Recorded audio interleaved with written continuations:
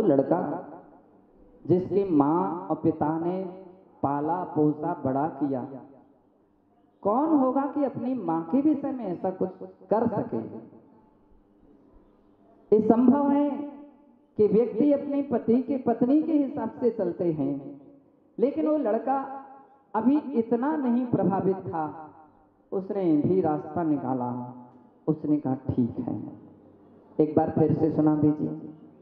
बोले बस माँ जी का सिर गंजा हो, मुड़ा हुआ हो और मुख काला हो, मेरी बीमारी बिल्कुल उसी समय ठीक हो जाएगी। ठीक है। उसने एक पत्र लिखा। किसके लिए? माँ के लिए। कौन सी माँ के लिए? उसने सासू माँ के लिए एक पत्र लिखा और कहा, उसमें लिखा आपकी बेटी काफी दिन से बीमार है, सभी इलाज हो चुके हैं, बहुत सारी दवाइयां हुई हैं, लाभ नहीं मिला। आज उसके लिए किसी देवी ने स्वप्न दिया है और कहा है कि माँ जी यदि सिर मुड़ा करके मुख काला करके आ जाए, सुबह सुबह दर्शन दे दे, तो पेट जड़ मूल से ठीक हो जाएगा, बिल्कुल ठीक हो जाएगा, ये रोग बीमारी बिल्कुल दूर हो जाएगी। वो बेचारी लड़के की माँ, जिसके लिए अपनी बेटी पर बड़ा बहुत स्नेह था, बड़ा मोह था, उसने सोचा कौन देखता है, अपन तो सिर ढाके रहेंगे, कोई दिखने वाला नहीं है, सिर मुड़ाए लेते हैं, मुंह काला करे लेते, सुबह सुबह चले जाएंगे, क्या परेशानी है, मेरी बिटिया तो ठीक हो जाएगी। उसने ऐसा ही किया। उसने क्या किया कि सिर मुड़ा करके और सुबह मुंह काला करके आ गई। दरवाजा खटखटाया, खोलो खोलो खोलो। कौन? खोला गया दरवाजा तो लड़के ने सबसे पहले दरवाजा खोला और देखा, पहचान गया, सासू माँ आ गई हैं। और तुरंत अपनी पत्नी के पास गया। उसने कहा, सुनो माँ जी आ गई हैं, जैसा आपने कहा था देख लो, आप एक बार उनके चेहरे को, सिर मुड़ा है और मुख पूरा काला करके आई हैं, अब आप ठीक हो जाओ। तो जैसे ही उसकी पत्नी ने देखा तो सिर मुड़ा हो और मुंह काला हो तो पहचानना बड़ा कठिन होता है। उस समय तो नहीं पहचान पाई कि आखिर में कौन है। तो उसने कहा देखो वीरवाणी के चाले, देखो वीरवाणी के चाले, सिर मुंडे मुख काले। वो लड़का भी एक कवि था, तो उसने, वो भी शांत नहीं रहा, उसने कहा ठीक है। उसने कहा देखो मर्दों की फेरी, देखो मर्दों की फेरी, अम्मा तेरी मेरी है या तेरी। बारीकी से धुरी, ये तो उल्टा हो गया, पासा पूरा पलटा हुआ है। अम्मा इनकी नहीं, वो तो अम्मा मेरी ही निकली है। बंदो, कहने का अर्थ ये है कि कुल मद दूसरों को नीचे गिराने के विषय में सोचता है, लेकिन सत्य है स्वयं नीचे गिरता है। पूज्य आचार्य महाराज कह रहे हैं, कभी जाति का और कुल का अभिमान नहीं होना चाहिए। जाति का और कुल का अभिमान नहीं होना चाहिए। रूप अगला विशेषण है, जिसमें आचार्य कहते हैं कि रूप का मद, ध्यान दीजिए, रूप स्वरूप को खो देता है। जो रूप में फंस जाता है वह कभी स्वरूप को प्राप्त नहीं कर पाता है। जो स्वरूप में आ जाता है उसके लिए जगत के रूप प्रभावित नहीं कर पाते हैं। प्रायः करके लोग अपने पास दर्पण रखते हैं, बार बार अपना चेहरा देखते हैं, मैं अच्छा दिख रहा हूं ना, अच्छा दिख रहा हूं। आज की नई नई फैशन, नई नई डिजाइन, कहीं बालों के और कहीं बालों के कलर की, कहीं क्रीम तो कहीं तरह तरह की वस्त्र आभूषण सामने आ रहे हैं। कितने प्रकार से अपने रूप को चेंज करता है। जैसा गिरगिट होता है ना, ठीक उस गिरगिट की तरह पूरे रूप बदलता रहता है। अगर मैं पूछूं कि महिलाओं के पास कितने किस्म की साड़ी है, तो आप बतला सकते हैं कितने किस्म की साड़ियां? कितनी साड़ियां हैं?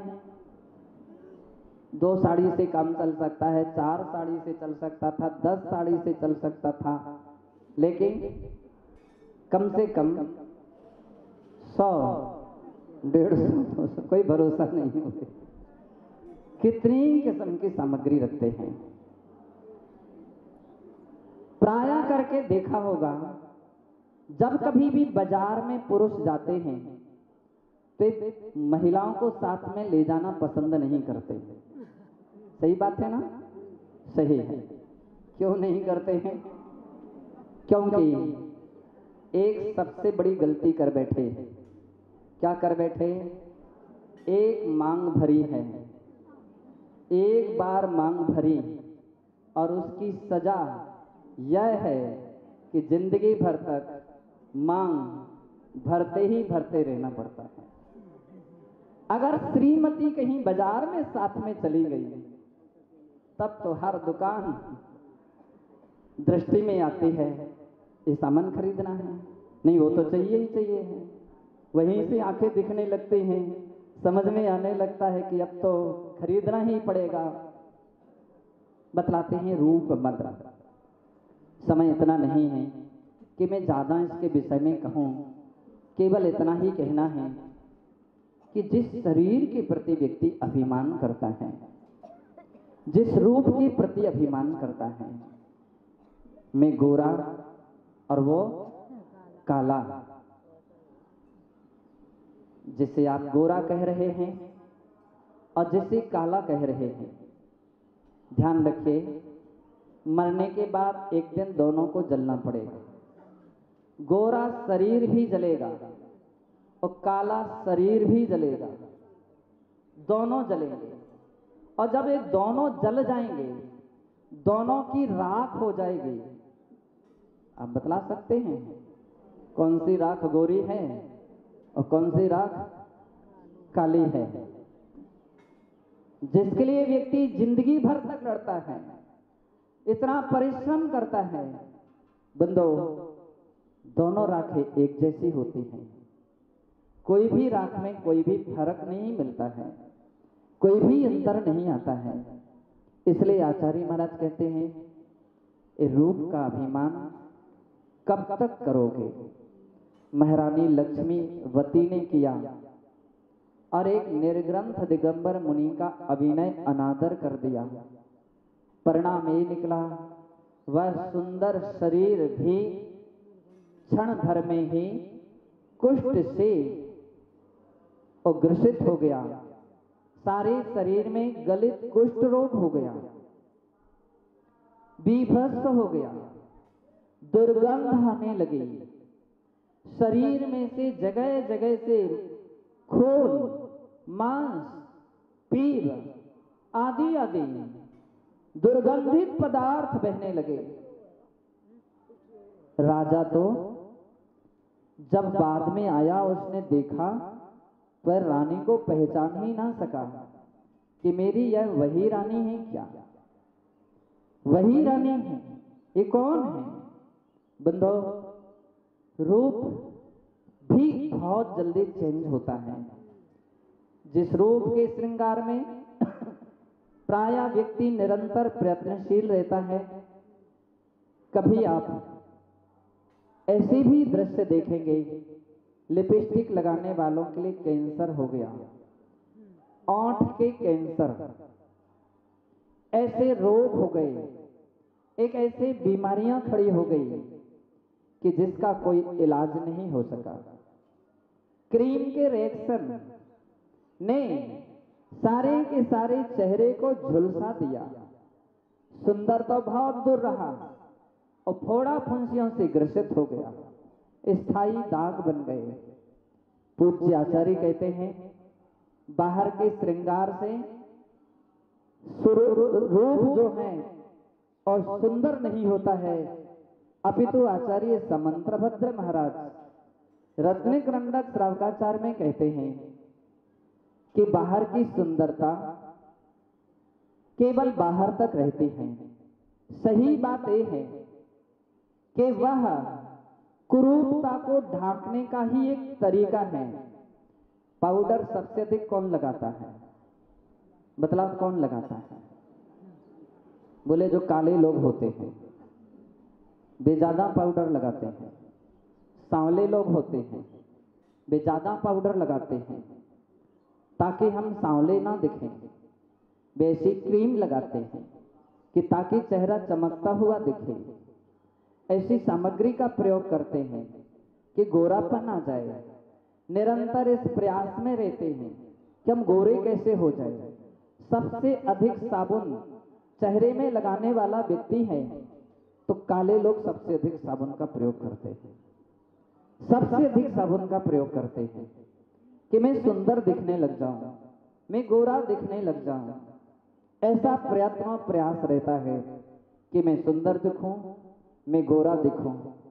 इसका मतलब है कि आपने पाउडर लगाया है तो कालेपन को ढकने के लिए लगाया है। शरीर तो शरीर है, उसका रूप चेंज नहीं होता है।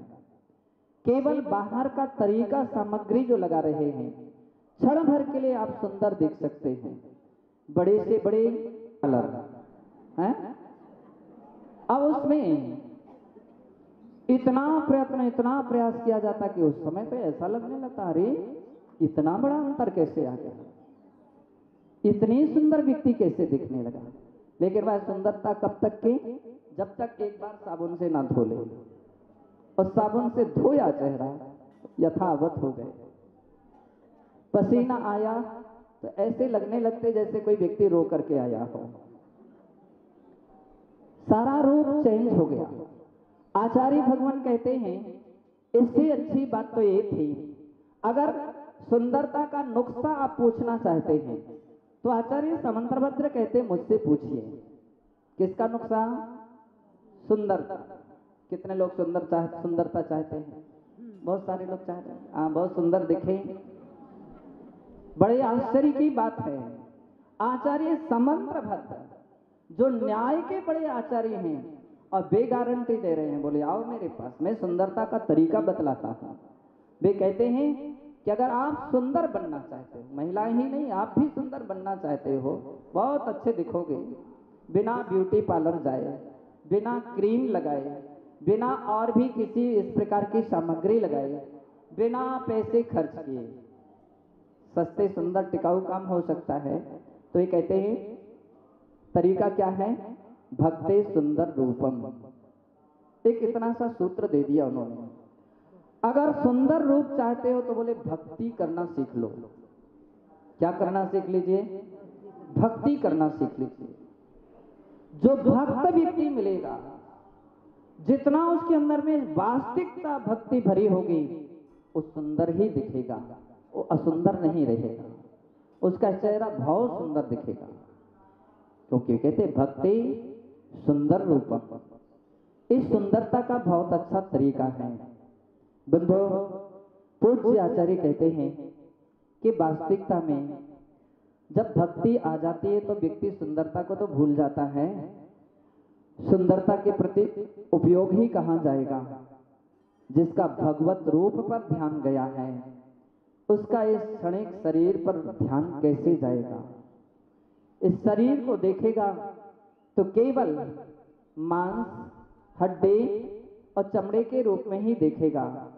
इसलिए वह विचार करता है ज्ञानी व्यक्ति कि शरीर की अपेक्षा, इस रूप की अपेक्षा यदि स्वरूप की कीमत हम करना प्रारंभ कर दें तो रूप अपने आप सुंदर हो जाएगा। लेकिन स्वरूप को भूल करके यदि हम रूप में पड़ जाएंगे तो हम रूप को कभी भी नहीं पा सकेंगे। पूज्य आचार्य कहते हैं रूप का अभिमान नहीं होना चाहिए। क्योंकि सबसे बड़ी हानि ये है, जब रूप का अभिमान आता है तो सम्मान समाप्त हो जाता है, अपने महापुरुषों की विनय समाप्त हो जाती है।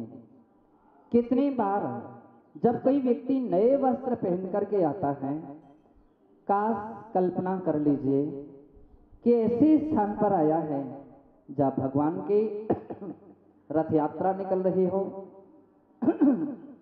जहां पर गुरुजन विहार कर रहे हो, वो नया कपड़ा पहन करके आया है। मालूम है वो नमस्कार कैसे करेगा? कैसा करेगा? नमस्ते नमस्ते नमस्ते खड़े होकर के करेगा, बैठ करके नहीं करेगा। क्यों नहीं करेगा? क्योंकि उसको कपड़े की कीमत उसने की है, उसने भगवान की कीमत नहीं की, उसने गुरु की कीमत नहीं की। रूप स्वरूप को भुला देता है, रूप कर्तव्य को गिरा देता है। बतलाते हैं पूज्य आचार्य श्री कहते हैं, इसलिए हे भव्य तो रूप की ओर मत जा, यह संसार में परिभ्रमण कराएगा, दुर्गति की ओर ले जाएगा। यदि कोशिश करना है तो अपने स्वरूप की ओर जाने का प्रयास कर, रूप को भूल। अगला मद है जिसके विषय में आचार्य महाराज कहते हैं कि कुल रूप जाति बुद्धि, बुद्धि यानी ज्ञान का मद। समंतभद्र महाराज ने भी 8 मदों की बात कही और उन्होंने सबसे पहले ज्ञान मद रखा। ज्ञानम पूजम कुलम जातिम बल वृद्धिम तपो वपो अष्टावासृत मान्यत्यम स्मय माहुर गतस्मया। ज्ञान और बुद्धि, हालांकि दोनों एक नहीं है, दोनों में बहुत अंतर है। ज्ञान जिसे हम विद्या कहते हैं, जो पुस्तकों से रट रट करके प्राप्त की जाती हैं, जिसे हम डिग्री कहते हैं, परीक्षाओं में उत्तीर्णता को प्राप्त करके डिग्री ली जाती है, कहते हैं ये केवल बाहरी विद्या है। और बुद्धि उसका नाम है जो स्वयं के चिंतन और मनन से उत्पन्न होती हैं। संसार में 2 प्रकार के लोग देखे जाते हैं। एक वे हैं जो डिग्री बहुत है लेकिन बुद्धि नहीं है, डिग्री तो है लेकिन बुद्धि नहीं है। और कुछ ऐसे भी देखे जाते हैं कि जिसके अंदर में बुद्धि है, डिग्री कुछ भी नहीं है, बुद्धि है, डिग्री नहीं है।